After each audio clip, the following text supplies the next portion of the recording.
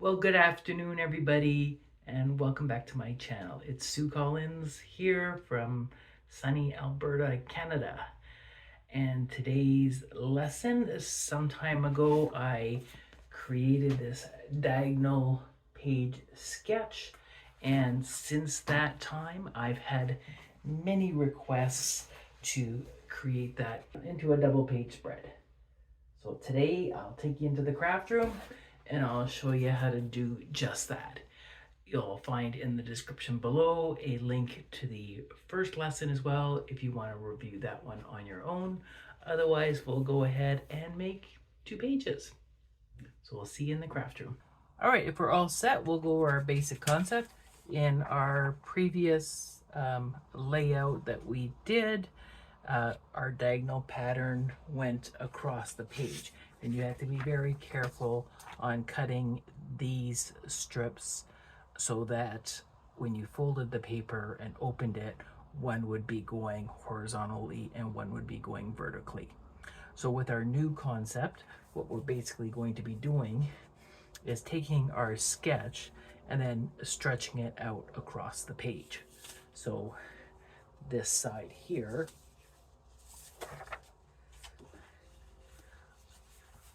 will stretch out like so, and the back side will stretch out like so. And some of your centerpieces will have to get cut in half as you go across the center. So this square and these two pieces will follow on the upper left hand side, and then these pieces and the lower square will fit in the bottom side here. So we're basically stretching our sketch. So with my new set of instructions, I'll give you a full page that does everything. You'll see that the old pattern is what's in the gray, and that's going to cover patterns 1, 2, 3, and 4, 5, and 6. And the new pieces that we'll be putting in are the pieces across the bottom here, which correspond to the ones on the top, and they're the ones in color, which are going to be 7, 8, 9, and 10 is what we're going to be adding across the middle. So with my new pattern that I'm doing here, there we are.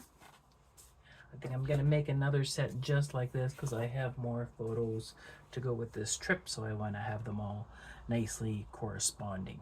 So I'm going to be using the pattern paper that I did before, the welcoming woodblock prints, because once you have some strips cut, they're easy to just keep cutting more 2-inch strips to create the rest of the pattern. So I'll be cutting more of this paper. It is a advisor exclusive only paper pack. So if you're not a Creative Memories advisor, I'll put the link in the below so you can sign up, or you can contact myself or your favorite advisor and ask her to get you some of this pretty patterned paper. To create this sketch, you will be needing the following supplies: your 12-inch trimmer. You'll need a pencil to do some markings. You'll be needing your repositional tape, and you'll be needing some rulers for spacing. I do have a T ruler, a regular ruler, and somewhere around here I do have my Creative Memories centering ruler, which is one of my favorites because it butts up nicely against the page. It will turn up soon enough. All right, so let's go ahead and decide what our patterns and our pieces are to cut this. I'll set this to the side and we'll go ahead and do the next little demo. I'm gonna take these off. What you are going to need is your background paper as well. On this one here, I'm using the light gray that I'm gonna be creating on. And you can place your pieces and work directly back on the hollowed out piece in the middle, or you can add a mat if you wish, and you can double mat if you wish as well. It's your project. Do what works best for you. All right, so for this point here, we are going to be doing our pattern papers. I'm gonna swap these out one more time. All right, so to create this, the papers you're going to need is, for that original piece, 1 and 2 across the diagonal, you're going to need a 4.5-inch square, which you are going to cut diagonally in half. So one will fit up here, and you'll flip over the other half to get the reverse side going for you, which for me is that lovely pattern paper. So I'm just going to make a note that I'm going to have that other side down here so I can help decide what papers I need. For the second pieces that you're going to need, 3, 4, 5, and 6, which is the original one that we're going to stretch across the page, you're going to need 2 12-inch strips of paper, and we're going to fold it at the 6-inch mark. So our papers for that one, we need 2 of the 12-inch strips of paper. So for that one, I am going with this lovely paper here and this one here. I need the full strips because I'm going to be cutting them in half. And then for the inside strips, the 4 that I'm going to be adding across the page, I only need 2-inch by 7.5-inch pieces of paper for those ones. So then I'm going to go start replicating my pattern. Then I'm going to have one here. Then I'm going to go with that pattern here, that pattern here. Like I said, I only need smaller pieces for this one. When we do our cuts, I'll be needing that one here. To finish my longer strips, I'm going to be needing 2 more 12-inch strips or thereabouts. So that one was going to go here in that area, and then the last one here, I'm going to run with the blue again here. So I got my 2 longer strips and my 4 shorter strips.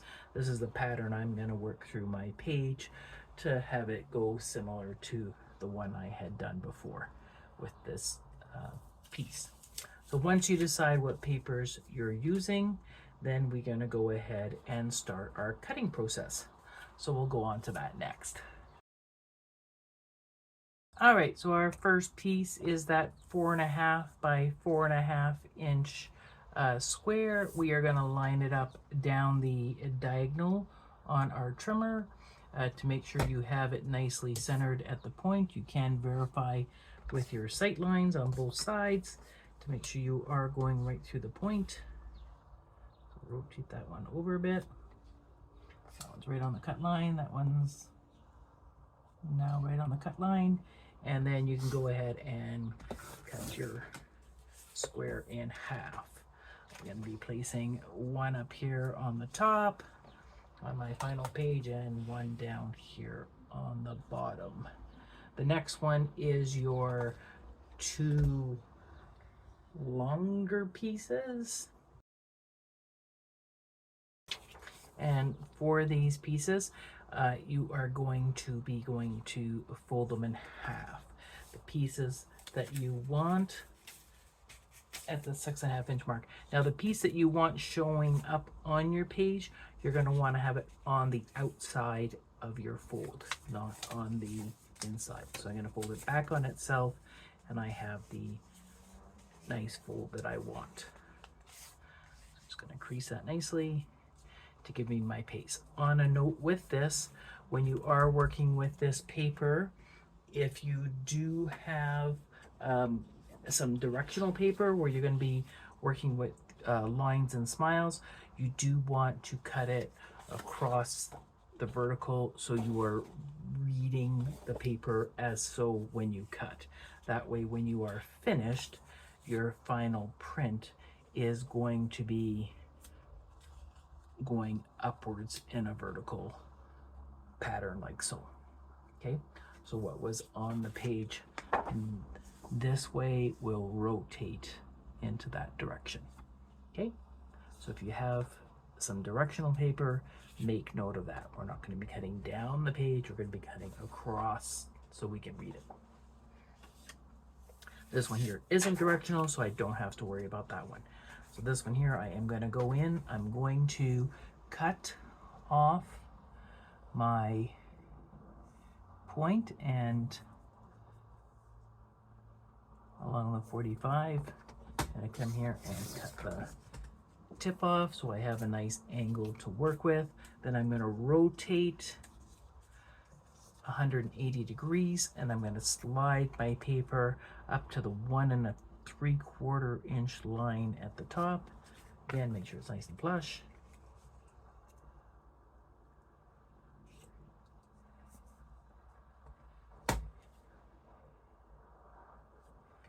And we are going to cut again.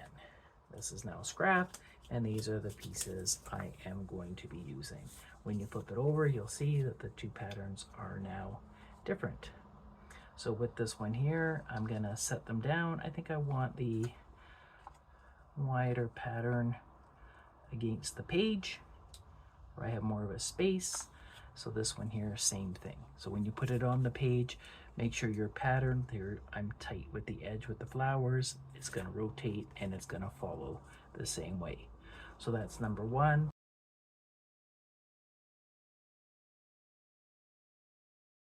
The 4 new ones that we're adding to our template that are the colored ones on my little cheat sheet. You are going to be putting your desired side down on your trimmer. So when you're cutting these ones here, the piece that I want showing upwards at the end, when I'm cutting it, I want to put it face down. So I'm going to go face down. I'm going to slide it in on my trimmer, take that edge corner off, right in the middle for you, rotate it the 180 degrees, and then this time we're going to make 2 cuts. So we're going to go ahead and we are going to make our first one along the 45-degree along the 1 3/4 line. That is cut number 1, and I'm going to slide it upwards and then do cut number 2. And you're going to have this little piece of scrap that you can get rid of. Now I'm going to rotate them back over and add them to my page. On this one here, I've got the wider pattern at the top and the smaller one at the bottom. I'm going to spin them around because this is a busier print. I want the wider gap against the busier print. So we're going to spin those around. Okay, that's going to go there. On to the next piece. Same thing, upside down.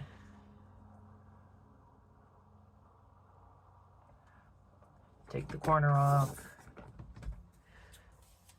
rotate it 180 degrees, go to the 1 3/4 for 2 cuts. Number 1, slide that up.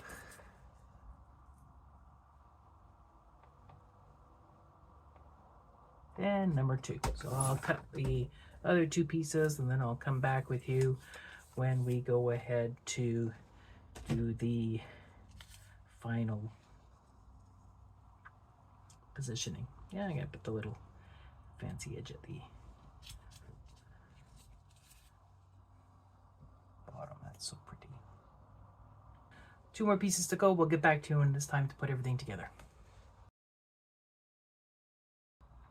So now I have all my pieces cut and it's time to assemble my page. With the help of my T-square and a pencil, I have made some marks down the 1/2 inch line here so I know where to set it from the top, and I've made some marks, a little bit of sketches along the bottom that I can erase. I am going to line my T up at this line here, and I am going to go my 1/2 inch from the bottom edge, lining up my 1/2 inch line along the edge, and then I can start putting my pieces in. When you are assembling your page, you are going to want to work from the outsides into the middle, because the center piece, depending on your spacing and the groove, you may end up trimming that one a little bit narrower than the actual space. So I'm going to come in here and put my first piece down. There we have it.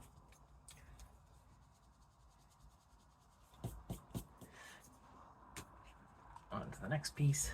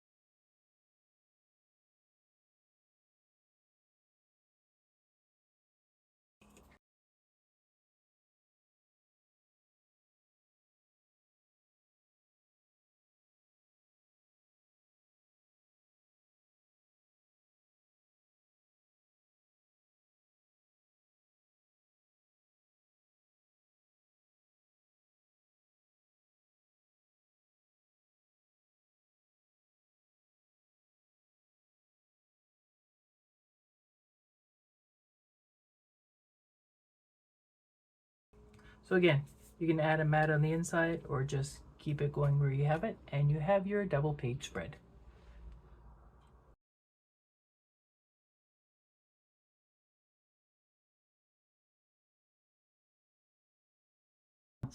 Thank you once again for joining me, and don't forget to like and subscribe, pass me along to your friends, and we'll see you the next time inspiration hits.